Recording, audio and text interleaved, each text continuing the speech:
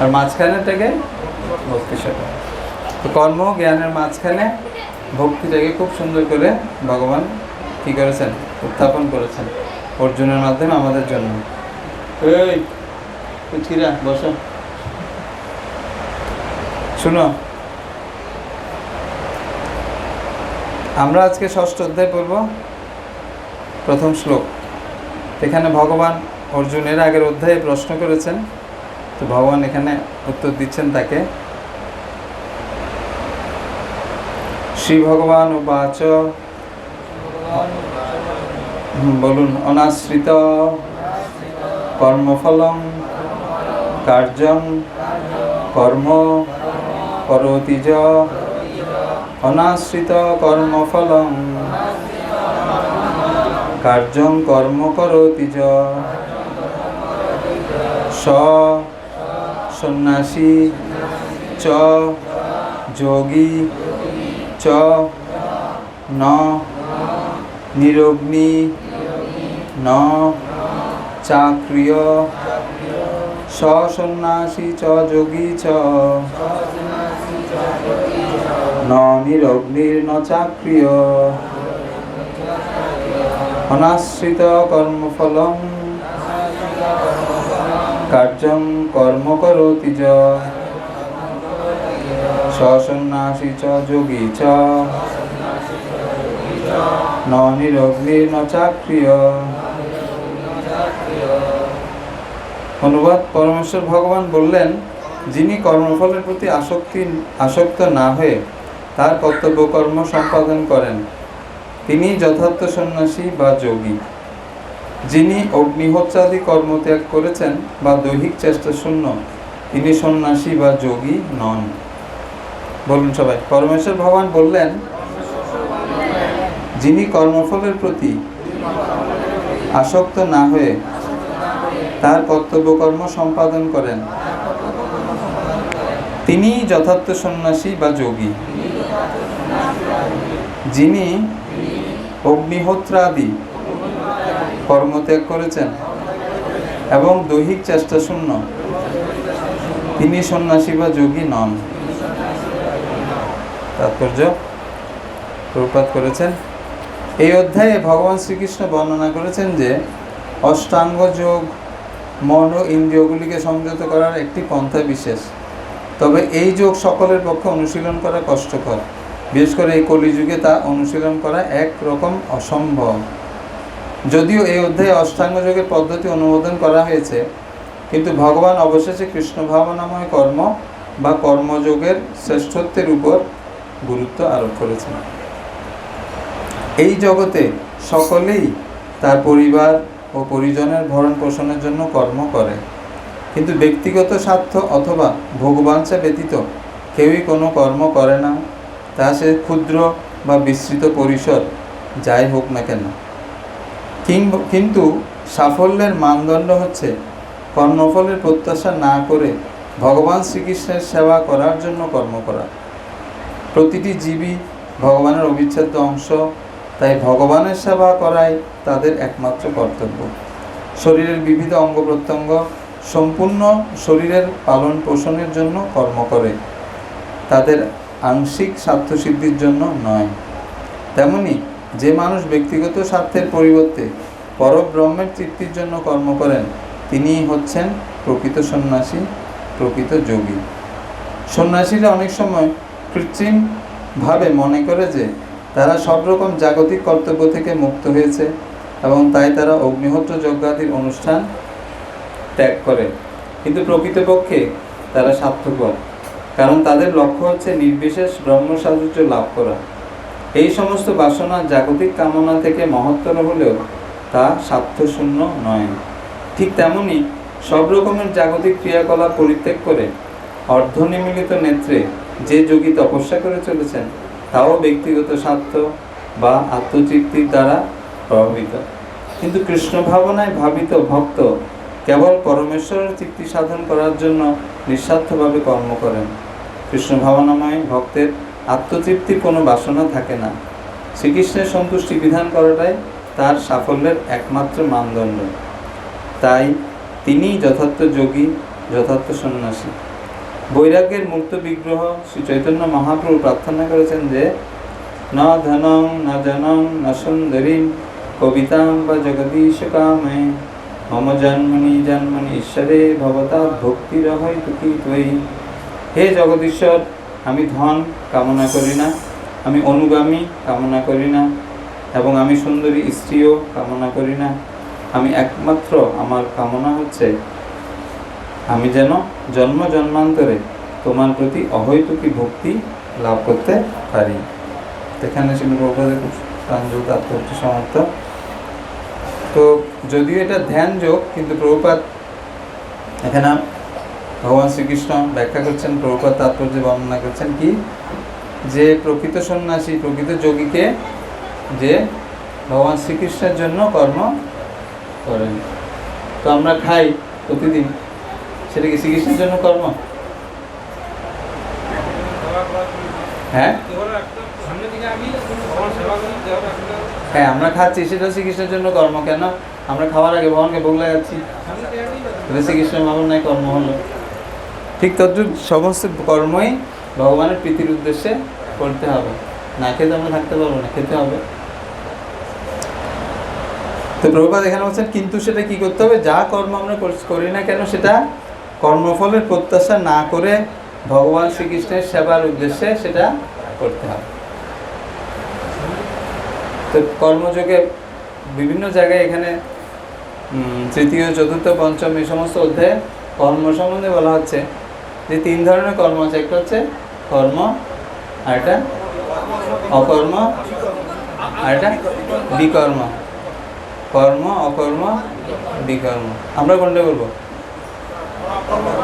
অকর্ম করবো। দেখেছেন কি বলছে?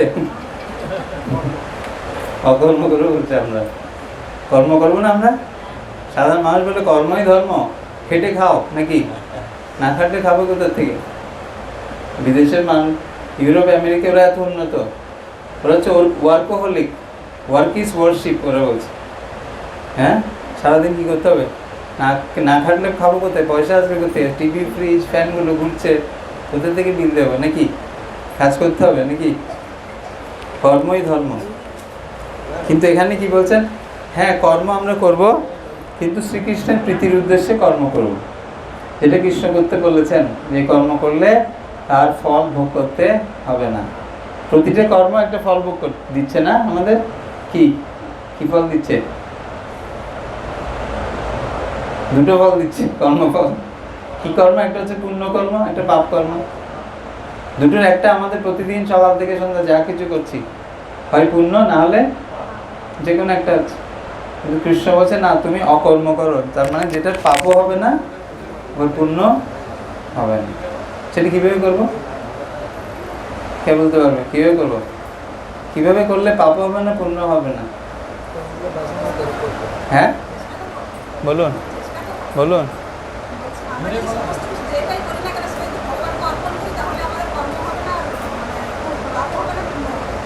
আমরা যা কিছু করি সেটা যদি ভগবানের প্রীতির জন্য করি, ভগবানের সন্তুষ্টির জন্য যে কর্ম করব, সেটা কোনো পাপও হবে না, পুণ্য হবে না। সেটাকে বলে কৃষ্ণ ভাবনাময় কর্ম, এখানে বলা আছে। তো এই কলিযুগে এখানে বলছেন কি, খুব সুন্দর প্রভুপাদ বলছেন যে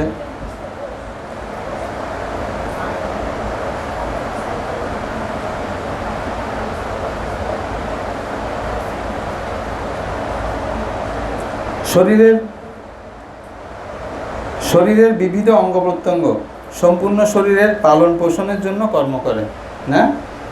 হাত, পা, চোখ, কান সব কাজ করছে কি জন্য? শরীরের মেনটেনের জন্য না, শরীর পরিপোষণের জন্য। তাদের আংশিক স্বার্থসিদ্ধির জন্য নয়। মানে চোখ বলছে আমি পায়ের জন্য করবো না, কিন্তু কানের জন্য করবো, এরকম হয়? হাত বলছে আমি শুধু মাথার জন্য কাজ করবো, কিন্তু পায়ের জন্য কর্ম করবো না, হবে? হ্যাঁ, হবে এরকম? বা পা বলছে আমি শুধু হাতের জন্য করবো, মাথার জন্য কোনো কাজ করবো না, হবে এরকম? শরীরের প্রত্যেকটা অঙ্গ কি করছে? সম্পূর্ণ শরীরের জন্য কাজ করছে একসাথে, না সবাই মিলে। ঠিক সেরকম প্রভুপাদ বলছেন, তেমনি যে মানুষ ব্যক্তিগত স্বার্থের পরিবর্তে পরব্রহ্মের তৃপ্তির জন্য কর্ম করেন, তিনি হচ্ছেন প্রকৃত যোগী বা সন্ন্যাসী। সন্ন্যাসী, প্রকৃত সন্ন্যাসী কি? শুধু বড় দাড়ি থাকলে, বড় লাঠি থাকলে আর বড় পেট থাকলে সন্ন্যাসী বা যোগী না। কি থাকতে হবে? তার উদ্দেশ্যটা কি সেটা দেখতে হবে। তার উদ্দেশ্যটা কি? সে কি ভগবানের সন্তুষ্টির জন্য করছে কিনা। শাস্ত্রে বলেছে যস্মিন তুষ্টে জগৎ তুষ্ট। ভগবান যদি সন্তুষ্ট হয় তাহলে অটোমেটিক সবাই সন্তুষ্ট হয়ে যাবে। ঠিক উদাহরণ দেওয়া হচ্ছে যথা তরুর মূল নিষেচনেন চিৎপন্থী তৎস্কন্দ ভুজোপ শাখা। যেরকম গাছের তরু মানে গাছ, গাছে জল কোথায় দিতে হবে? মূলে। তরুর মূলে জল দিলে কোথায় জলটা পৌঁছাবে? উপরে পাতায় পৌঁছাবে, ডালে পৌঁছাবে, ফলে পৌঁছাবে। নিচে দিলে সব জায়গায় পৌঁছাবে। ঠিক যেরকম আমরা খাবার কোথায় দিই? পেটে, অন্য কোথাও দিই না, পেটেই দিই শুধু। পেটে খাবার দিলে কোথায় পৌঁছাবে? সব জায়গায় পৌঁছে যাবে শক্তি। ঠিক সেরকম পরব্রহ্ম মানে ভগবান, এর সন্তুষ্টির জন্য আমরা যদি প্রয়াস করি তাহলে কোথায় পৌঁছাবে? সবাই সন্তুষ্ট হয়ে যাবে। সর্ব সুখিনা ভবন্তু সর্বসন্তু নিরাময়া, বলছেন এরকম। সবার সুখ হয়ে যাবে ভগবানের সুখের জন্য আমরা যদি প্রয়াস করি। কিন্তু এখানে কি করছেন অনেকে, তারা সন্ন্যাসী বা যোগী সাধু হতে গিয়ে তারা কি করছেন, অনেক সময় সেলফ সেন্টার্ড হয়ে যাচ্ছে। সেলফ সেন্টার্ড মানে নিজের সিদ্ধির জন্য চিন্তা করছে যে আমি কি করব, শুধু আমি আমার ভজন করব, আমি কারো তারা মুরব্বী যা হবে হোক, কারণ আমি অনেকদিন পরে সুযোগ পেয়েছি, আমি শুধু আমার চিন্তা করবো, আমার ভজন করছি।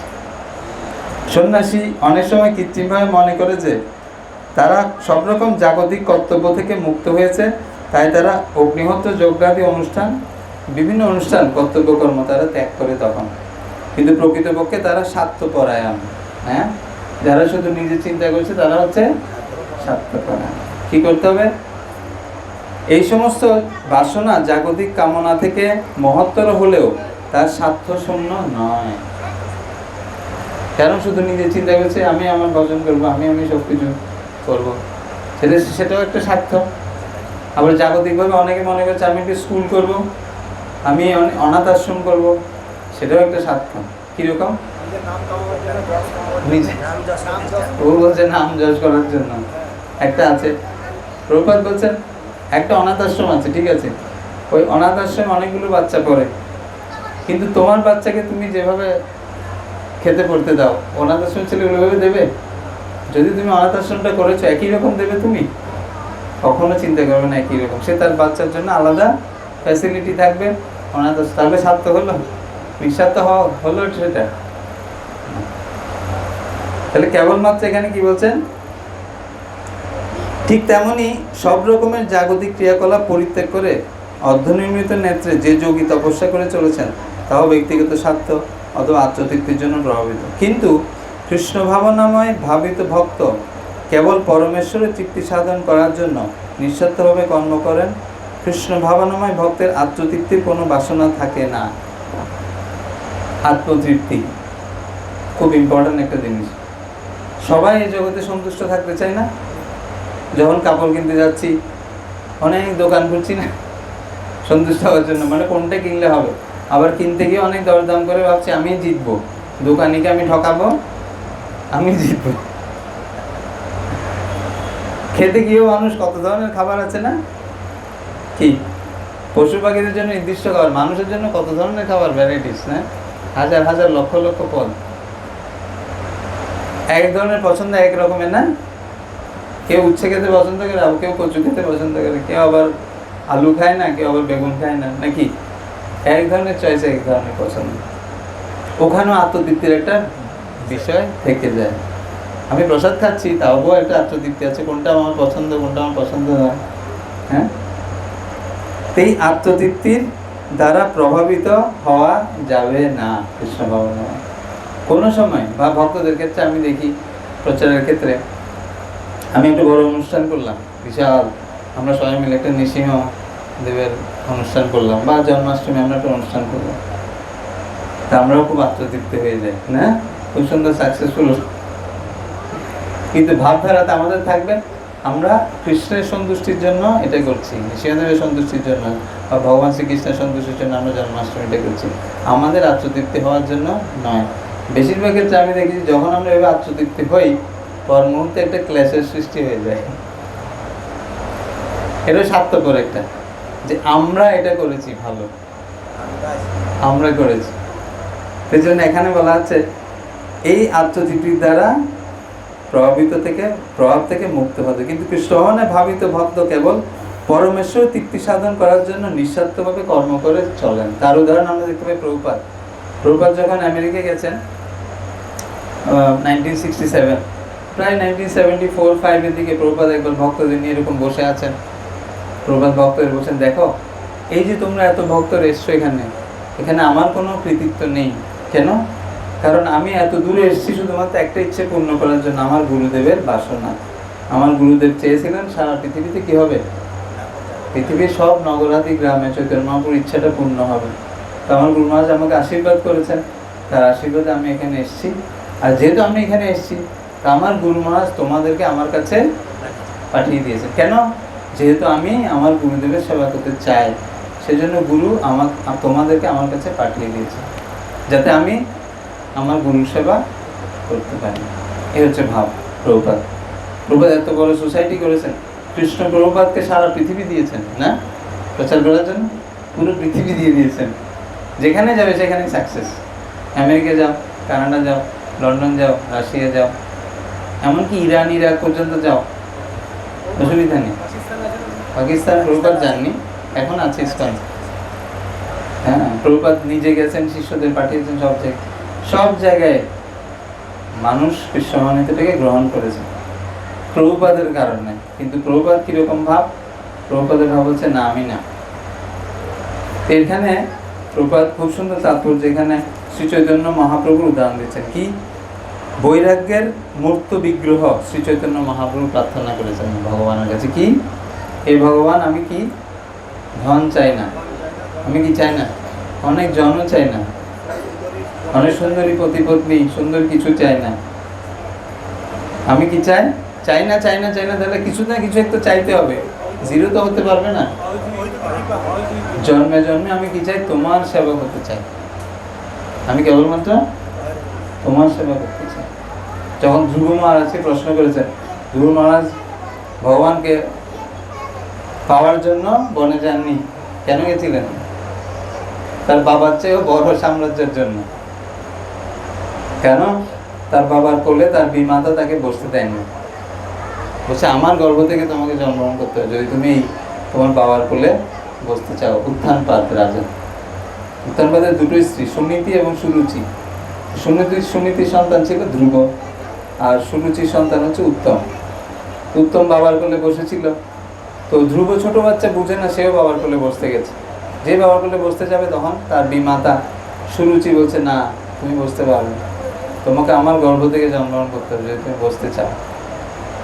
তখন ক্ষত্রিয় তো খুব ক্ষোভ, রেগে গেছেন, বাবা মাকে গিয়ে বলছেন, আমি বাবার চেয়ে বড় সাম্রাজ্য লাভ করতে পারি। তো বাবা বলছে, ভগবান চাইলে করতে পারে। তো বলছে, ভগবান কোথায়? আমি ভগবানকে প্রার্থনা করবো, ভগবানের কাছে চাইবো। আমি জানি ভগবান তো বনে থাকে। হ্যাঁ, সবাই সাধু সন্ন্যাসীরা বনে গিয়ে, পাহাড়ে গিয়ে তপস্যা করে। তা আমি মনে করি বনেই আছে হয়তো। তো রাতের বেলা যখন ঘুমাচ্ছে সবাই, তখন সে চুপি চুপি বাইরে চলে গেছে। কি করার জন্য? কি ভগবানের তপস্যা কেন করবে? সাম্রাজ্য পাবে নিজের চেয়েও, হ্যাঁ, বাবার চেয়েও বড় সাম্রাজ্য। হ্যাঁ, তো এখন কি হলো? যখন সে যে কোনোভাবে হোক, লং স্টোরি শর্ট, ছোট করে বলছি,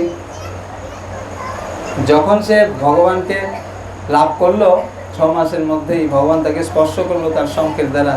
চতুর্ভুজ মূর্তি বিষ্ণু ভগবানের সামনে এসে তাকে দর্শন দিলেন ভগবান। যখন সে ভগবান কৃপা আশীর্বাদ পেল, তখন তার আসল দিব্য জ্ঞান সে বুঝতে পারলো, লাভ করতে পারলো। কি বললো তখন সেই ভগবান? সারা জীবন আমি কি করেছি? হীরা ফেলে দিয়ে আমি কাঁচের টুকরো নিয়ে লাভ করার চেষ্টা করেছি। এই জড়জগতের যত সুখ ঐশ্বর্য, এসবগুলি কি কাঁচের মতো, যে কোনো সময়। এরা কবির একটা গান গেছে না, অনলে পুড়িয়ে গেল। কি যে প্রথম লাইনটা? সুখের লাগিয়া এঘর বাঁধিনু, অনলে পুড়িয়ে গেল। প্রতি মুহূর্তে আমরা সুখ লাভ করার জন্য চেষ্টা করছি, কিন্তু সেই সুখ নামক সোনার হরিণ আমাদের কাছে আসছে না। অনেক কিছুর মাধ্যমে লাভ করতে চাইছে। তো ধ্রুব মহারাজ বলছেন, সত্যিকার হিরে হচ্ছে আপনি। যদি আপনাকে লাভ করতে পারি তাহলে এই ছোটোখাটো কাঁচের টুকরো আমার আর প্রয়োজন নেই। পরে বুঝতে পেরেছেন।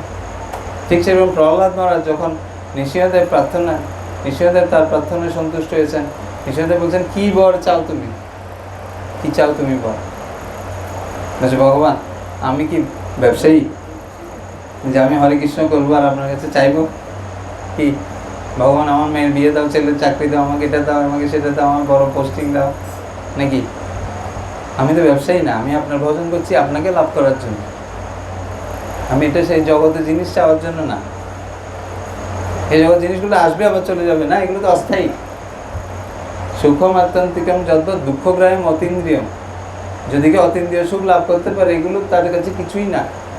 কারণ আমাদের টার্গেট হচ্ছে, লক্ষ্য হচ্ছে অনেক দূর। আমাদের অনেক উদার হতে হবে, আমাদের অনেক মহৎ হতে হবে, তাহলে আমরা ভগবানকে লাভ করতে পারবো না। তখন প্রহ্লাদ মহারাজ বলছেন, হে ভগবান আমি চাই কখনো এই জড় জগতের কোনো কিছু দ্বারা আমি যাতে আকৃষ্ট না হই। তুমি আমাকে কি দাও, এই বর দাও, এই জগতের কোনো কিছু দ্বারা আমি আকৃষ্ট না হই। তো চৈতন্য মহাপ্রভু একই প্রার্থনা করেছেন কি, ন ধনম ন জনম ন সুন্দরী কবিতা বা জগদীশ কামে মম জন্মনীশ্বরে ভক্তি রহিতে। আমি ভগবত ধামও যেতে চাই না। চৈতন্য মহাপ্রভু বলছেন আমি কি চাই, আমি আপনার দাসের দাসের দাসের দাসের দাস হতে চাই বাস। তাদেরও চরণ সেবী ভক্ত শনে বাস, জন্মে জন্মে হয় এই অভিলাষ। আমাদের অভিলাষ হচ্ছে এটা, তাদেরও চরণে। বৈষ্ণবদের সঙ্গে কীভাবে থাকবো? আসলে যদি আমি এখানে বসে থাকি আপনারা না থাকেন তাহলে আমার কি মূল্য বলুন? কিছুই না আমি আপনাদেরকে ছাড়া, না ভক্তদের ছাড়া আমার কি মূল্য? সেই জন্য আমাদের অভিলাষ কি, ভক্ত শোনে বাস। আর কি করবো? ভক্তদের সেবা করবো। তাদের সেবা করে ভক্ত সঙ্গে আমরা কি করে দেবো, এটা হচ্ছে প্রকৃত উদ্দেশ্য, এটাই প্রকৃত আনন্দ। এই নিবেদন ধরো সখী অনুগত করো, সেবা অধিকার দিয়ে করো নিজে দাসী।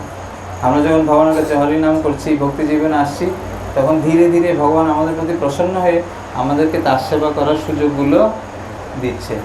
এই সেবাগুলো একটা অপরচুনিটি, একটা সুযোগ, কীভাবে আমি ভগবানকে এই সেবার মাধ্যমে ভক্তদের মাধ্যমে ভগবানকে আমি সন্তুষ্ট করতে পারি। যেই মুহূর্তে আমি সুযোগটা মিস করব, ভগবান আর আমাকে সেবা দেবে না। সুতরাং এটা একটা অপরচুনিটি আমাদের কাছে প্রত্যেকই। অপরচুনিটি ইজ নকিং, রঘুনাথ বলছে। দরজা যেরকম টোকা দেয়, হরে কৃষ্ণ করার মাধ্যমে সুযোগগুলো আমাদের কাছে আসছে সেবা করার। এবার যে আগে আসবে, এগিয়ে আসবে, সেই ভাগ্যবান। যে মনে করবে আমি করব না, সে মিস করবে। কারণ হরে কৃষ্ণ মানেই তো কি প্রার্থনা, হে রাধারানী, হে কৃষ্ণ আমাকে আপনার সেবায় নিযুক্ত করুন।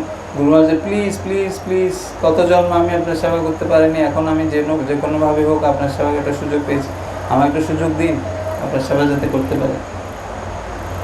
তাহলে যদি আমরা না করি তাহলে কি করবে? বাংলাটা কথা, হাতের লোক কি পায়ে ঠেললে নাকি, শুনেছেন? সুযোগগুলো কৃষ্ণ আমাদের দেবে, কিন্তু মিস করলে আর সুযোগটা কৃষ্ণ আমাদের দেবে।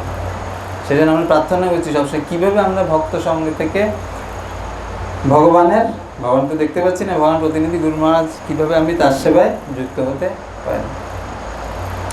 সন্ন্যাসী মহারাজ দেখেছেন সবাই কি বলছেন, সেবা সেবা সেবা সেবা সেবা সেবা। সেবার আগুনে যদি আমরা না পুরি তাহলে কখন আমরা খাঁটি হতে পারব। এখন আমাদের কাছে এই সুযোগ আছে, সদ্গুরু আছে, প্রভুপাদ আছেন, সুন্দর একটা সংস্থা আছে, আমাদের কাছে শাস্ত্র আছে, গুরু আছে, সাধু আছে, ভক্তরা আছে। এখানে আমার কাছে একটা সুযোগ, কে কার সেবা করে আমরা এগিয়ে যেতে পারি। এখানে হচ্ছে কি, কে আগে নিচু হতে পারবে নাকি? দুজন ভক্ত দেখা হয়েছে, ও জিজ্ঞেস করছে, ও যদি আমাকে হরে কৃষ্ণ তারপর আমি বলবো। দুজনই বসে আছে, কে বলবে আগে, কে পরে? কি আগে আমাকে বলতে হবে।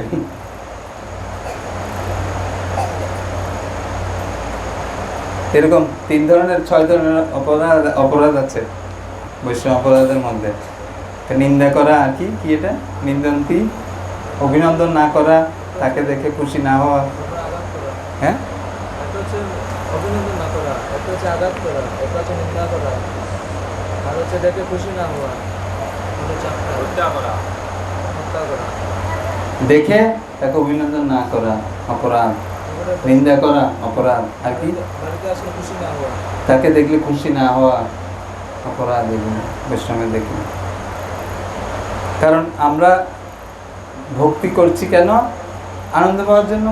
আর একটা বৈষ্ণবকে দেখলে যদি আমি আনন্দ না পাই, হলো উল্টো হলো না, জড়জাগতিক তো সেটা, তাই না?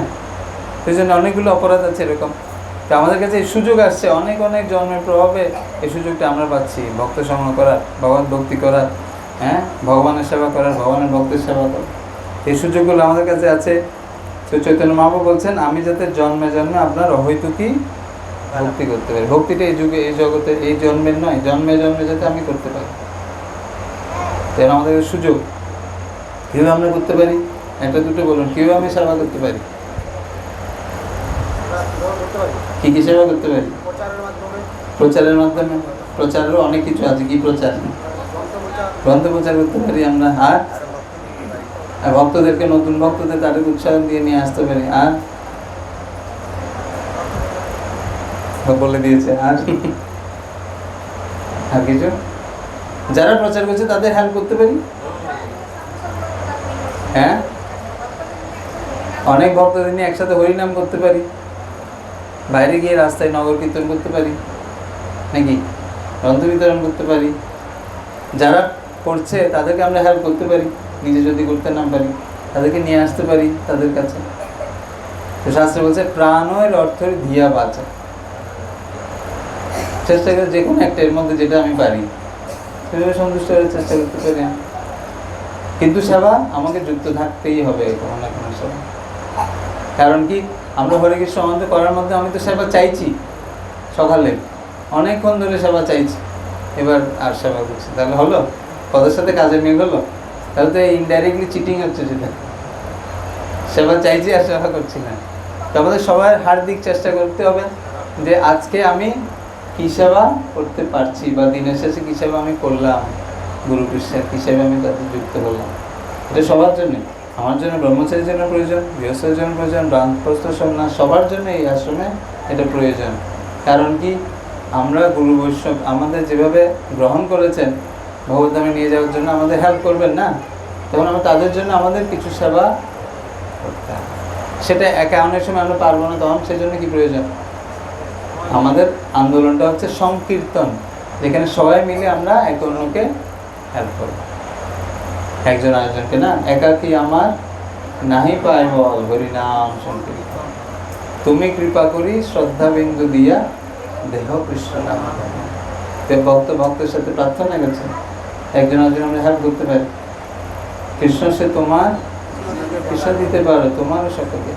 যে ভালো জব করে তার কাছ থেকে আমি শিখতে পারি, যে ভালো গ্রন্থ বিতরণ করে তার কাছ থেকে আমি, যে ভালো বই পড়ে শাস্ত্রকে তার কাছ থেকে আমি জানতে পারি।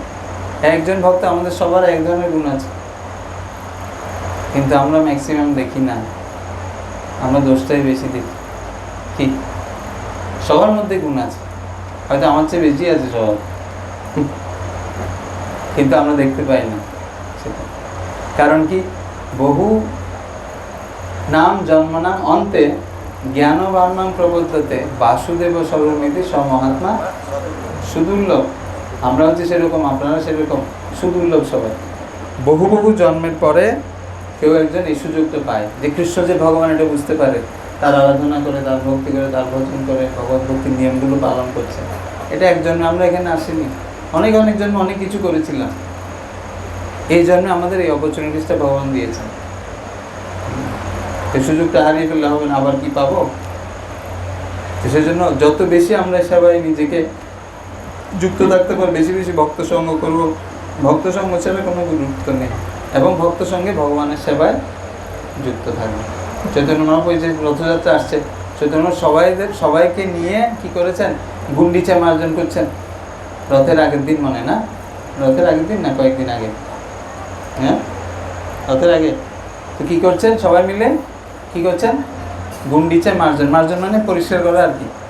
তো পরিষ্কার কি, চৈতন্য মহাপ্রভু বলছে দেখি পরিষ্কারটা হচ্ছে এরকম, কে কত পরিষ্কার করছে সেটা নয়, কে কত ময়লাকে এক জায়গায় করতে পারবে, কে কত বেশি নোংরা জড়ো করতে পারবে। যে যত বেশি নোংরা জড়ো করতে পারবে সেই তত বেশি কি মার্জন করেছে বলে বোঝা যাবে।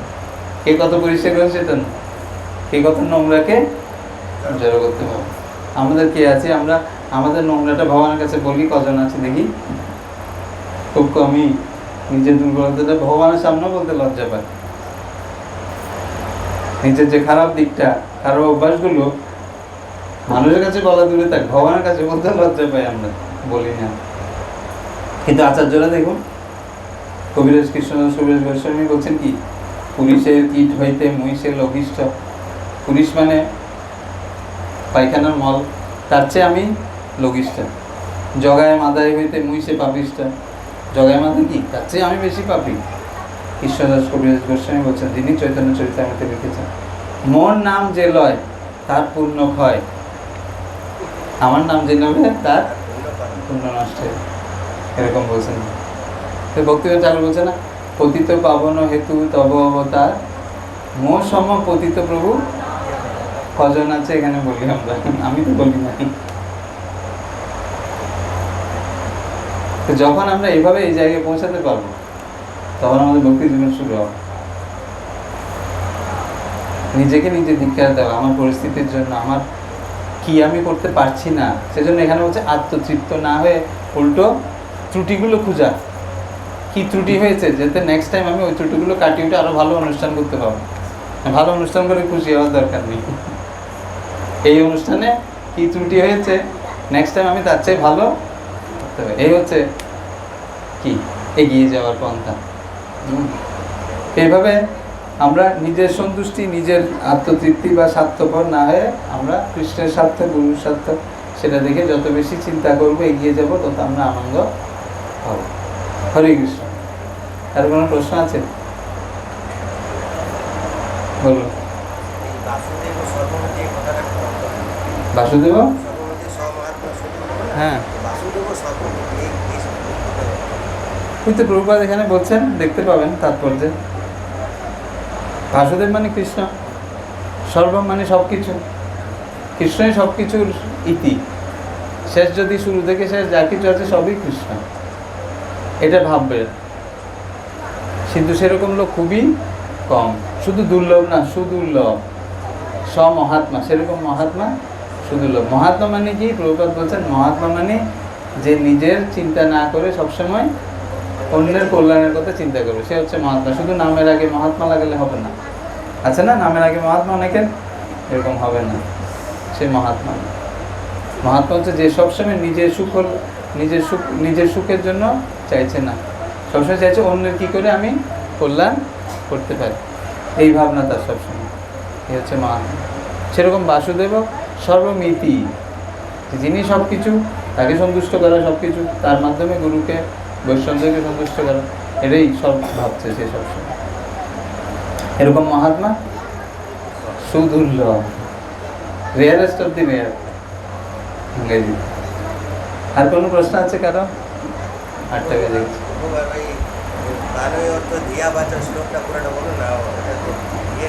আমিও জানি না শ্লোক, দেখতে হবে।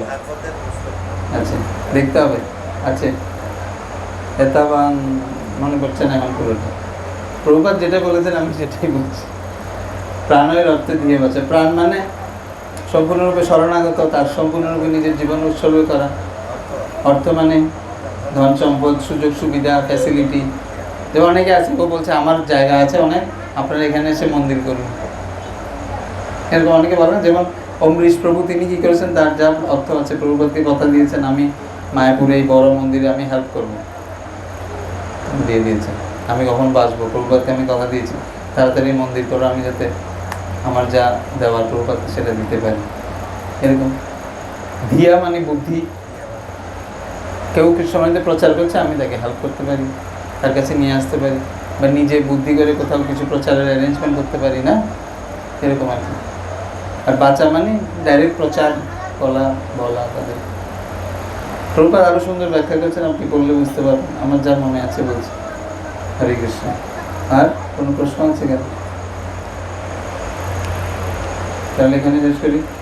হরে কৃষ্ণ কৃষ্ণ কৃষ্ণ হরে হরে, হরে রাম রাম রাম হরে হরে।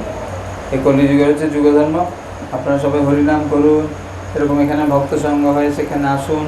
যত যত বেশি আমরা সঙ্গ করব তত বেশি ভক্ত পারবো, হরিনাম করার মাধ্যমে হরির আশ্রয় কৃপা লাভ করতে পারবো। হ্যাঁ, আমাদের মনুষ্য জীবনটা সার্থক হবে। হরে কৃষ্ণ।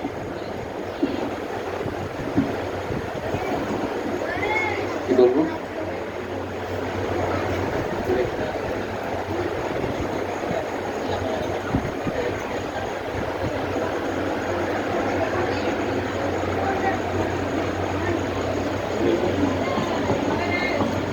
হরে কৃষ্ণ। আমাদের এখনো প্রশ্নের সময় আছে, যদি কারো কিছু প্রশ্ন থাকে বলতে পারে।